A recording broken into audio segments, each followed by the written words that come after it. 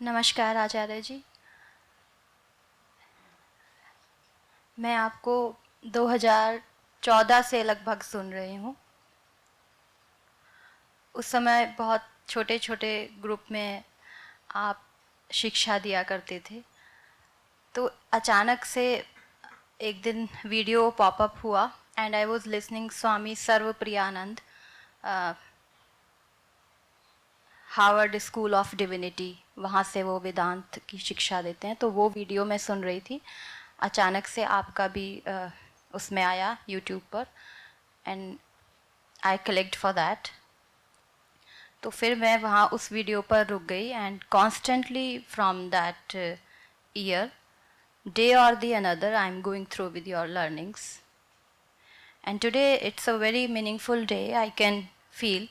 I can realize how it's feel when you see your teacher offline. तो मैंने जो सुना है, जाना है, पढ़ा है, तो जीने की काफ़ी कोशिश करी है। और जो संघर्ष जीवन में आते रहते हैं रिश्तों को लेकर, और रिश्तों को लेकर अमूमन बहुत ज़्यादा संघर्ष रहते हैं लोगों के जीवन में। तो मैंने भी नीचे से नीचा और ऊंचे से ऊंचा स्वरूप भी लगभग देखा ही है अभी तक की उम्र में है, बट मैं कहीं पर जैसे अटकी नहीं हूँ। लेकिन अभी मैंने अपने पिता को शरीर रूप में खोया है, और यहाँ पर मैं अपने आप को despite of all the cognitive realisations, यहाँ पे मैं अपने आप को असफल पा रही हूँ। I am not getting out of the things, और I am trying to recollect myself though, and as well as I am a psychologist too, the thing is here irony. बहुत अच्छे से मैं CBT और cognitive रीइंटरप्रिटेशंस लोगों को देती हूँ and they work as well. मैंने भी हमेशा अपने ऊपर उनको लागू किया है, बट यहाँ पर मैं फेल्योर फील कर रही हूँ। इतना ज़्यादा सब्जेक्टिव क्यों हो जा रही हूँ, जबकि कॉग्निटिव लेवल पर मुझे सब मालूम है कि ये तो सत्य है और ये तो सभी के साथ होता है, सभी को जाना है, but feelings and reactions I am not able to combat off. ये लगभग 1 महीने से ज़्यादा हो गया है, और जैसे मैंने अपना फोकल पॉइंट खो दिया है। मेरी सेल्यूलर मेमोरी पापा के उस रूप को भूल नहीं पा रही है, और मैं आगे नहीं बढ़ पा रही हूँ। तो यही मेरी जिज्ञासा है कि ये इतना सब मेहनत करने के बावजूद भी ऐसी जगह पर अटकना, ये तो बेवकूफ़ी ही है, मूर्खता ही है। फिर क्या सीखा है? ये प्रकृति है, ये प्रकृति है। आपका अपने पिताजी से प्राकृतिक रिश्ता है, और प्रकृति को अधिकार है कि वो अपनी व्यवस्था के अनुसार काम करे, और उससे संबंधित जो दुख आए या भावनाएं आए, उनका अधिकार छीनना नहीं चाहिए। कोई निकट संबंधी हैं, वो नहीं रहे, आपने एक प्राकृतिक उनसे संबंध रखा था, उनके शरीर से आपका शरीर आया है, तो उसी शारीरिक व्यवस्था के कारण आप में दुख के भाव भी आएंगे ही आएंगे। मैं कह रहा हूँ ये उन भावों का अधिकार है, वो आएंगे। अपने पिताजी के साथ आपने आत्मीयता का जीवन भर एक संबंध रखा है, उसी संबंध ने इन भावनाओं को अधिकार दिया है प्रबल वेग से आने का। ये आएंगी। अभी जो शोक की, दुख की भावनाएं हैं, या कुछ खो गया, कुछ नुकसान हो गया, कुछ मिट गया, ऐसी जो भावना है, वो भावना यूं ही नहीं आ रही। मैं कह रहा हूँ वो भावना अपने हक का इस्तेमाल करके आ रही है। हम अपने निकट लोगों के साथ जो ऐसा जीवन जीते हैं, वो जीवन ही अधिकार दे देता है बाद में दुख और शोक की भावनाओं को प्रकट होने का। तो ये भावनाएं आएंगी, इनको आप रोक नहीं सकती, आप कुछ और कर सकती हैं। वेदांत आपको प्रकृति को रोकना नहीं सिखाता, वेदांत आपको प्रकृति से परे जाना सिखाता है, परे जाना। और परे जाने का अर्थ है कि प्रकृति अपना काम करे, उसके अतिरिक्त आप अपना काम करते रहिए। प्रकृति को उसका काम करने से आप रोक नहीं सकती। ये जो दुख क्षोभ की भावना है आप नहीं रोक पाएंगी, ये एक तरह का कर्मफल है, इसको बर्दाश्त करना होगा। आप ये कर सकती हैं कि दुख कितना भी रहे, भावनाएं कुछ भी कहें, जो उचित है वो आप करती चलिए। उदाहरण के लिए आप एक प्रैक्टिसिंग साइकोलॉजिस्ट हैं, आप अपना काम मत छोड़िए। आप दिन भर में कुछ और भी सार्थक काम करती होंगी अपने व्यवसाय के अतिरिक्त, आप उनको भी मत छोड़िए। आप कहिए कि ये दुख मौजूद है तो मौजूद रहे, इस दुख के साथ भी मैं वो करती रहूंगी जो मुझे करना है। दुख का अधिकार है मौजूद रहना। अगर मुझे दुख बिल्कुल नहीं चाहिए था तो फिर मुझे वैसे संबंध भी नहीं रखने चाहिए थे जैसे मैंने जीवन भर रखे। जैसे मैंने संबंध रखे, जैसा मेरा जीवन दर्शन रहा है, दुख तो उसके परिणाम के तौर पर आना ही है। विशुद्ध आध्यात्मिक प्रेम का संबंध तो पिताजी से नहीं रहा होगा, किसी का भी नहीं रहता। उस संबंध में मोह भी शामिल है, ममता भी शामिल है, देह भाव भी शामिल है। तो जहाँ मोह है, जहाँ ममता है, जहाँ देह भाव है, वहाँ दुख तो अवश्यंभावी है, आएगा। तो उसको तो अब पुराने जीवन का चाहे कर्मफल मान लीजिए, चाहे प्रसाद मान लीजिए, उसको तो आपको बर्दाश्त करना होगा। हम कह रहे हैं प्रकृति से परे चले जाओ। प्रकृति आपको जो कुछ दे रही है वो तो आपको मिलेगा ही मिलेगा। जैसे प्रकृति से आपको देह दी है, इस देह में तमाम तरह की गतिविधियां होती हैं, आप उनको रोक नहीं सकती। आप अभी भी मुझसे बात कर रही हैं तो हृदय धड़क रहा है, शरीर और न जाने कितनी तरह की गतियां कर रहा है, उन्हें कौन रोक सकता है। हाँ, आप उन गतियों से निरपेक्ष होकर के अभी शायद इस चर्चा को ध्यान दे रही हैं, है ना। ऐसे जीना है। प्रकृति अपनी गति कर रही है, हम अपनी गति कर रहे हैं। प्रकृति यदि समय के इस पल में दुख देना चाहती है तो दुख हमें लेना पड़ेगा। ये ऐसी सी बात है जैसे हिसाब चुकाया जाता है। कहीं से कुछ भोगा है तो हिसाब तो चुकता करोगे ना।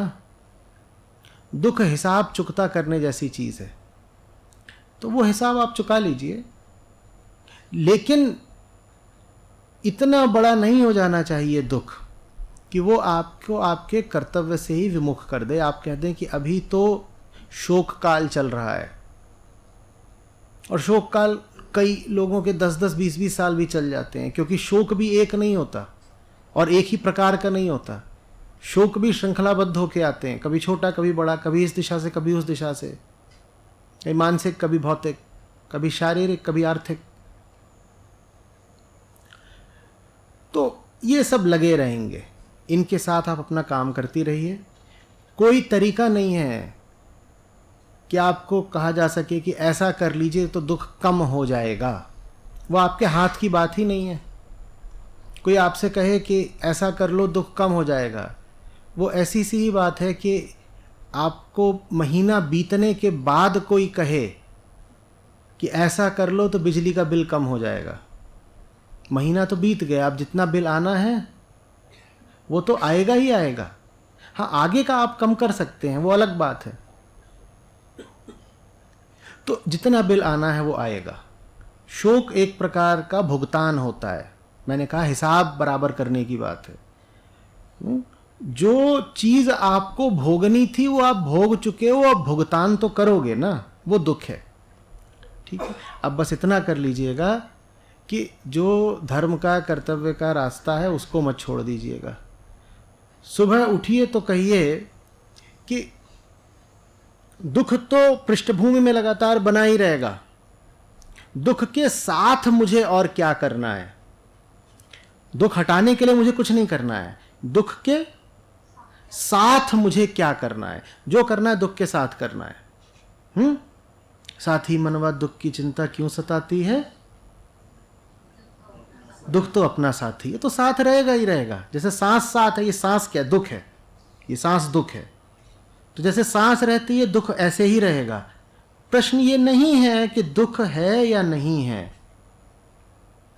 प्रश्न ये है कि दुख के अलावा क्या है आपके पास। दुख तो सबके पास है। तो दुख की चिंता छोड़िए, दुख तो अपना साथी है। दुख के अलावा जीवन को सही रखिए। फिर अगर जीवन सही है तो ऐसा भी होता है कि धीरे धीरे दुख भी कम हो जाता है। जब तक कम नहीं हो रहा तब तक कम से कम जीवन को सही रखिए। देखिए, जो दोष बताए गए हैं अध्यात्म में, हमको ये पता होता है कि काम क्रोध मद मोह यही सब दोष होते हैं। शोक भी एक दोष बताया गया है, शोक भी एक दोष है। जैसे आप बचते हो, जो आध्यात्मिक लोग होते हैं वो कोशिश करते हैं कि हम भय से बचें, हम लोभ से बचें, हम काम से बचें, उसी तरीके से शोक से भी बचना होता है। शोक भी एक दोष है, और शोक से बचने का तरीका यही होता है कि शोक है तो है, हम अपना काम कर रहे हैं। सारे शोक के साथ भी, सारे शोक के मध्य भी हम अपना काम कर रहे हैं। ऐसी उम्मीद बिल्कुल मत रखिएगा कि दुख एकाएक कम हो जाएगा, नहीं होता। I am doing my duties like mechanical वे।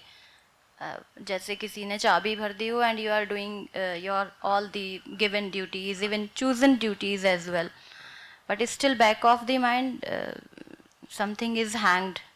वो इसलिए है क्योंकि अहम शोक के साथ जुड़ना चाहता है, ड्यूटीज के साथ नहीं।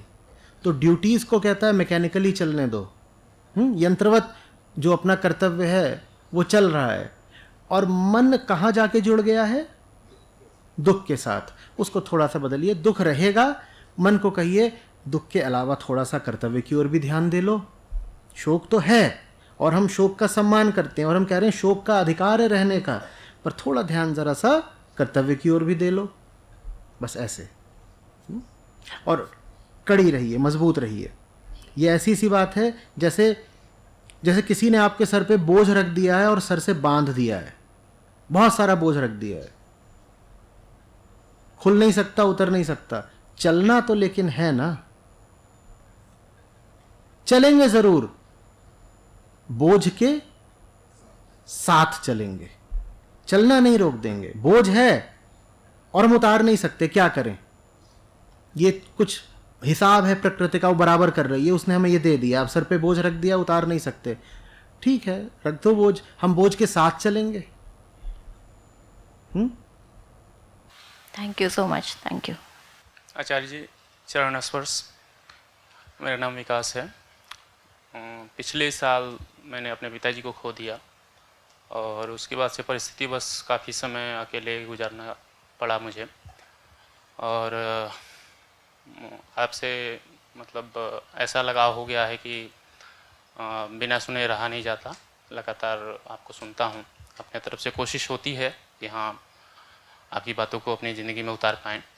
एक चीज़ छोटे मुँह फिर भी कहना चाहूँगा कि आप जैसे कहते हैं कि कबीर साहब को आप अंतिम समय में अपना सुनना चाहेंगे, तो अब कुछ ऐसा हो गया है कि लगता है कि मैं भी आपको सुनता ही रहूं।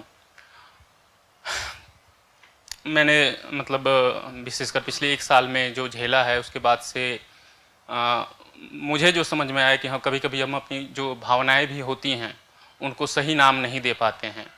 जैसे विशेषकर कोरोना आया और उससे बचने की कोशिश में कभी क्रोध आया, कभी अशांति हुई, लेकिन मूलतः मैं देख पा रहा हूँ कि डर ही तो था। जितना ही बचने की कोशिश करी या परिवार को बचाने की कोशिश करी, उतना ही उसमें और उलझते चले गए। तो अब मेरी माँ हैं, ज़िंदगी भर काफ़ी वो पूजा पाठ ये सब चीज़ों में काफ़ी उन्होंने अपना समय बिताया है। और उनके शब्दों में कहूँ तो उनका कहना है कि कभी विश्वास नहीं था कि मुझसे पहले चले जाएंगे, मतलब मेरे पिताजी। तो आपकी बातों को मैं समझ रहा हूँ। मेरा प्रश्न ये है कि जैसे कि आप जो बातें कहते हैं काफ़ी कुछ समसामयिक होती हैं, काफ़ी कुछ किताबों से संबंधित होती हैं, उपनिषदों से, वेदांत से, उनसे संबंधित होती हैं। तो बहुत सारे ऐसे लोग हैं जो कि उम्र के उस पड़ाव पे हैं जिन्होंने मतलब बहुत समय गुजारा नहीं है धार्मिक ग्रंथों के साथ, उनकी पूजा ही करी है, उनका अध्ययन हुआ या उस पर जो स्वाध्याय हुआ ये सब काम किया नहीं है बहुत। और शायद उनके मन में एक हिचक भी रहती है कि हम किसी से पूछें। मेरे मन में भी ये हिचक रहती है कि मैं अपनी तरफ से कुछ कहूँ तो क्या उन्हें और बुरा तो नहीं लगेगा, क्योंकि जो घटना हो चुकी है इससे ऑलरेडी उनके मन में काफ़ी चोट है, जो कि सब कोई यही मानते हैं कि हाँ कुछ तो गड़बड़ हुई होगी तभी तो ऐसा हुआ है। तो बिना और चोट पहुंचाए, बिना उसमें मतलब इस राह पे कैसे उनको आगे और प्रेरित किया जाए, ये मेरा प्रश्न है। एक अवस्था ऐसी होती है जब आपके लिए ज्ञानी से ज़्यादा संत उपयोगी होता है। कबीर साहब के भजन साधारण आम बोलचाल की भाषा में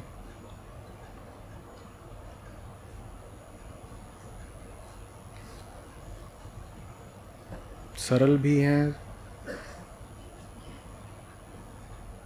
उनसे संबंध भी बैठा पाएंगी, और छुपा हुआ ज्ञान भी है उसमें।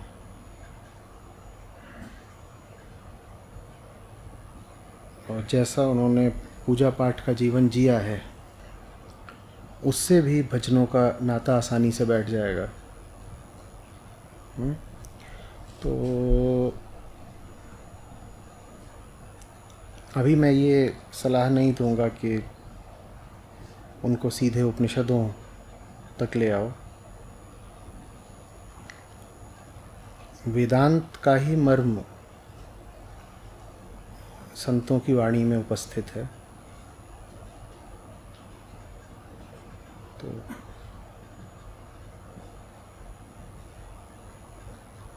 भजन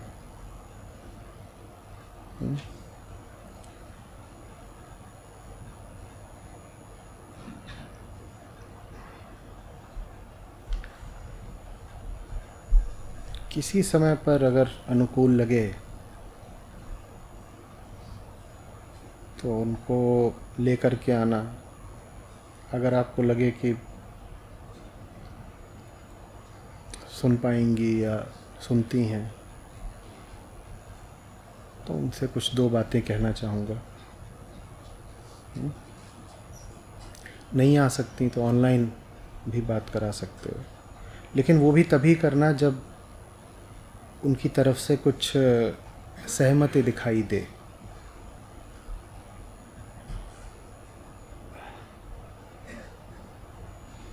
नहीं तो जो भाव का मार्ग है भक्ति, वो उनके लिए ज़्यादा अनुकूल होगा।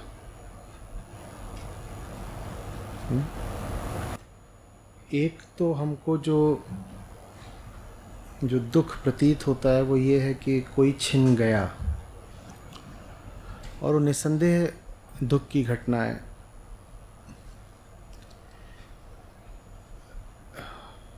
लेकिन जो बात हम समझते नहीं हैं वो ये है कि हमें ये अधिकार किसने दिया था कि हम मान के चलें कि कोई नहीं छीनेगा। जैसे आपकी माताजी कहती हैं कि कभी सोचा नहीं था कि वो हमसे पहले चले जाएंगे।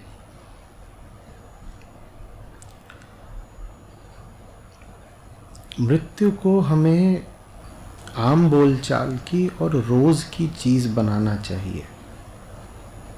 हम उसे दूर की चीज़ बना लेते हैं। है वो दूर की चीज़ नहीं, वो है बिल्कुल निकट की चीज़। वो निकट की चीज़ फिर जब झपट्टा मार देती है तो हमें सदमा लग जाता है, क्योंकि हमने कभी सोचा नहीं होता है कि वो इतने निकट थी। उसे इतनी दूर का बनाइए मत।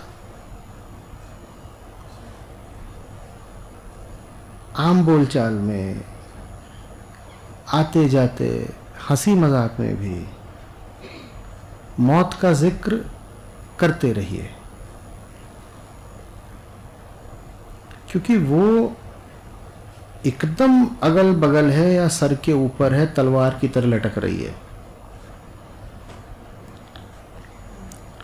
उसकी बात न करके हम उसके वार को अपने लिए और दुखदाई बना लेते हैं। वार वो कभी भी करेगी।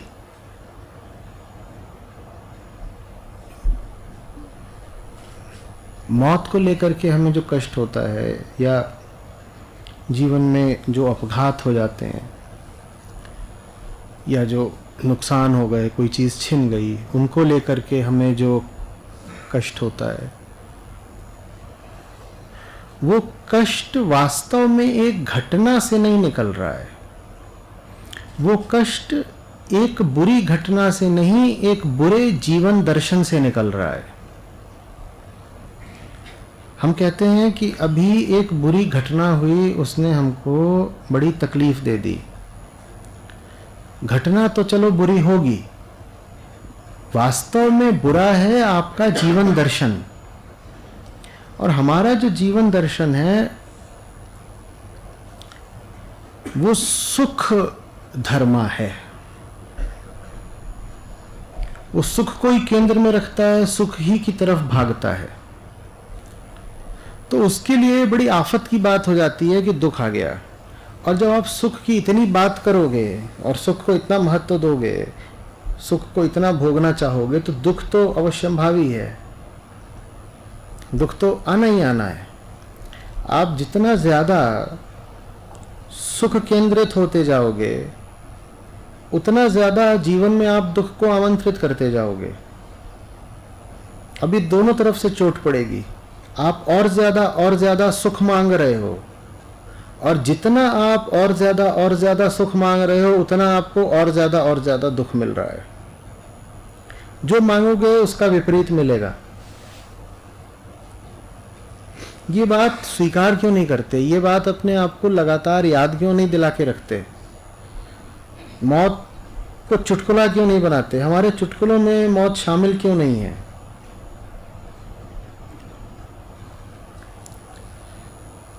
गंभीर नुकसान हो गया, ये बात हमारे लिए हंसी मजाक की क्यों नहीं है? ये बात हमें एक थपेड़े, एक झटके, एक सदमे की तरह क्यों मिले? हम उस बात के लिए पहले से तैयार क्यों नहीं है? तैयार इसलिए नहीं है क्योंकि जीवन दर्शन बड़ा रुग्ण है। उस जीवन दर्शन के केंद्र में ये प्रश्न ही कहीं नहीं कि मैं कौन हूं। वो जीवन दर्शन केंद्र में रखता है मैं सुखाकांक्षी हूं, मुझे सुख चाहिए, मुझे मजे करने हैं। कभी स्थूल, कभी सूक्ष्म, कभी शारीरिक, कभी मानसिक, कभी कैसे। जिसने ये याद रख लिया मैं कौन हूं, वो जी उठता है, क्योंकि मौत उसके लिए बड़ी सुपरिचित चीज हो जाती है।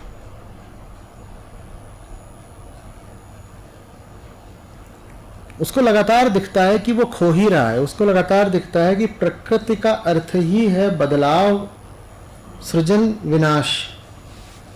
इसमें कौन सा स्थायित्व? ऐसा नहीं कि फिर उस पर मृत्यु जैसी घटना कोई चोट नहीं करेगी, पर कम हो जाएगी चोट। और ऐसा नहीं कि उसका बाकी जीवन वैसा ही रहेगा जैसा सदा से था, बस उस पर मृत्यु का असर नहीं पड़ेगा, पूरा जीवन ही बदल जाता है। अरे भाई, जिस पर छोटे छोटे नुकसान ही बहुत असर डाल जाते हों, उस पर मौत जैसा नुकसान तो रीढ़ तोड़ देने वाला असर डालेगा ही ना। सबसे पहले तो आपको वो व्यक्ति बनना होगा जो छोटे छोटे नुकसानों को हंसकर झेल जाता हो, जिसको छोटे नुकसान पता भी ना चलते हो। आप अगर जीवन ऐसा जी रहे हैं जहां आपको 150 रुपए का घाटा भी अखर जाता है, तो मौत तो करोड़ों अरबों का घाटा है, वो तो तोड़ देगी आपको। जीवन ऐसा जियो जिसमें एक साफ बोध हो, मैं यहां पाने के लिए नहीं आया हूं। ये जगत ही लुटेरों का है, मेरा जन्म लुटने के लिए हुआ है। बस राहत की बात यह है कि लुट वही सब कुछ सकता है जो जगत से ही आया है।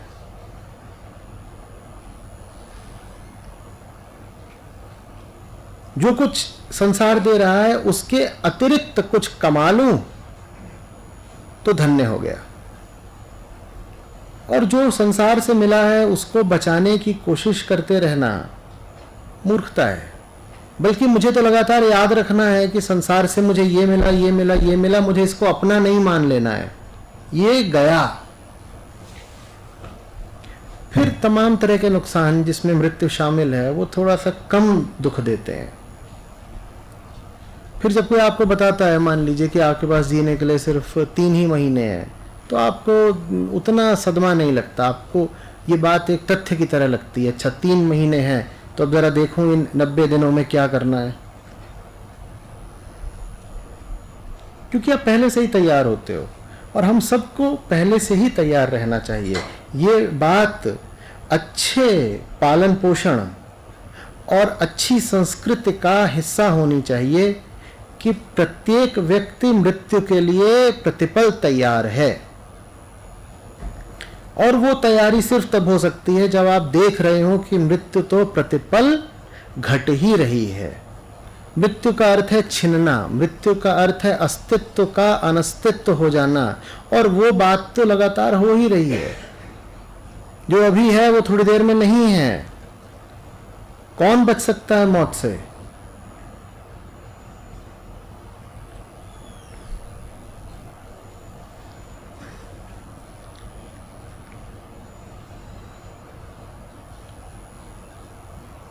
मौत आपको आंसू दे जाए उससे पहले मौत को चुटकुला बना लीजिए। इतना गंभीरता से लेंगे मृत्यु को तो मरने से पहले 100 बार मरेंगे।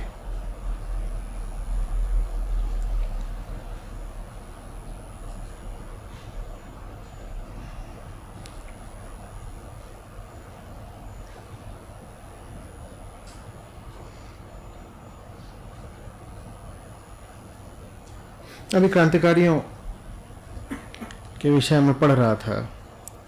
नाम गड्ढमड हो जाएंगे क्योंकि सब एक से ही है मेरे लिए। तो भगत सिंह थे, सुखदेव थे, राजगुरु थे, उनको ले जा रहे हैं अभी फांसी देने के लिए। उनके पास आए देखने क्या कर रहे हैं, चलो भाई तुम्हारा फांसी का समय हो गया। वो कसरत कर रहे हैं, वो कसरत कर रहे हैं।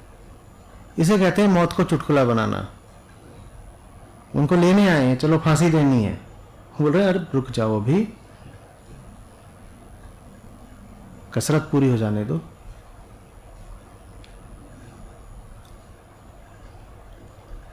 समझ में नहीं आएगी आपको ये बात, ये जीवन, ऐसा मन।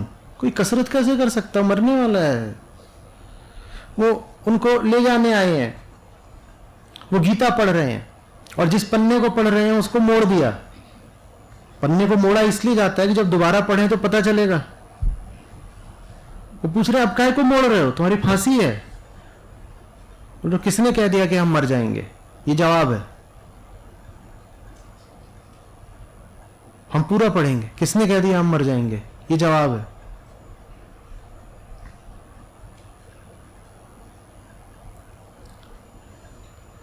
वहाँ खड़े हुए हैं तीनों, उनको फांसी दी जा रही है।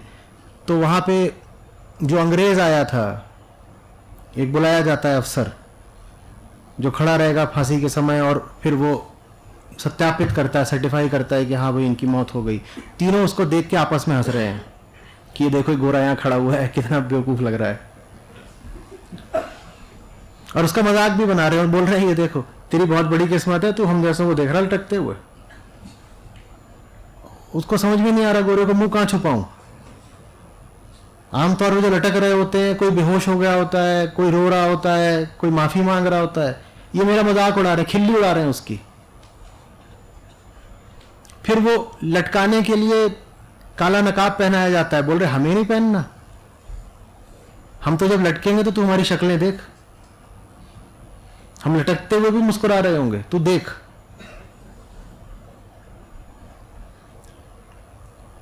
बोल रहे हमें फांसी नहीं दो, हमें गोली मार दो, गोली। बोल रहे गोली क्यों मारते? अंग्रेजों से बोल रहे हैं फांसी नहीं चाहिए, गोली मारो। बोल रहे फांसी तो कैदियों को देते हैं, हम तो योद्धा हैं, हमने तुमसे आमने सामने की जंग लड़ी है, तो युद्ध में फांसी से थोड़ी मरते, युद्ध में तो गोली खा के मरते हैं ना, तो हम भी गोली खा के मरेंगे, हमें गोली मारो, चलो गोली मारो हमें। वो समझ में ही नहीं आ रहा कि ये कौन लोग हैं, कहां से आ गए।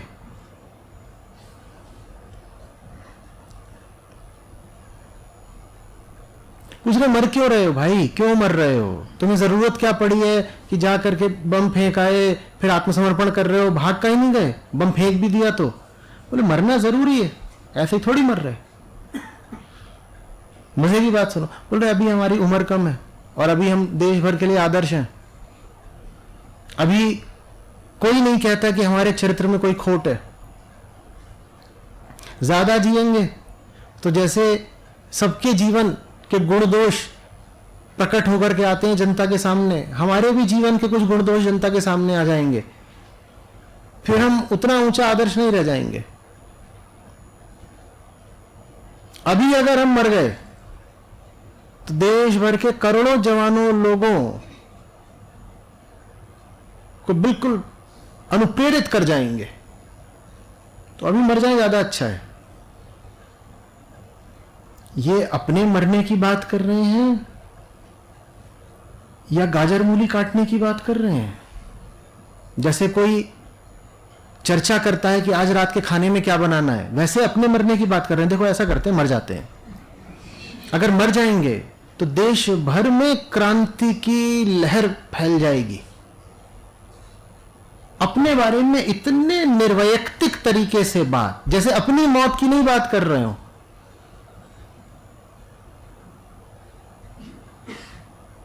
जैसे किसी बूंद के भाप बन जाने की बात कर रहे हो, जैसे पेड़ से किसी पत्ते के झड़ जाने की बात कर रहे हो, जैसे अपनी तो बात ही नहीं हो रही है। जैसे चर्चा करी गई है कि अब उचित रणनीति क्या रहेगी, और कोई कह रहा हो अब उचित नीति यह है कि हमें मर जाना चाहिए। ठीक है, तो कैसे मरे? एक काम करते हैं, जाके असेंबली में बम फोड़ देते हैं, फिर आत्मसमर्पण कर देंगे। तो क्या होगा उससे? तो देखो हम लोग ऐसे प्रसिद्ध और काफी हो गए हैं, लेकिन अभी भी हमें वही लोग जानते हैं ना, बस जो थोड़ा अखबार पढ़ लेते हैं, जो थोड़ा जागरूक किस्म के हैं, तो अभी भी हमें देश में बहुत ज्यादा लोग नहीं जानते। लेकिन अगर हमें फांसी हो जाए, वो भी तीनों को फांसी हो जाए, तो सोचो कितना बड़ा सैलाब आएगा। बोले हाँ ये बात तो सही है, ये बात तो सही है, तो चलो मर जाते हैं। ये बांकपन देखो, ये जवानी देखो, मौत के प्रति ये खिलंदड़ अंदाज देखो, और ऐसे जियोगे तो जी लिए, नहीं तो फिर तो यही है, कह रहे ये क्या हो गया, वो क्या हो गया।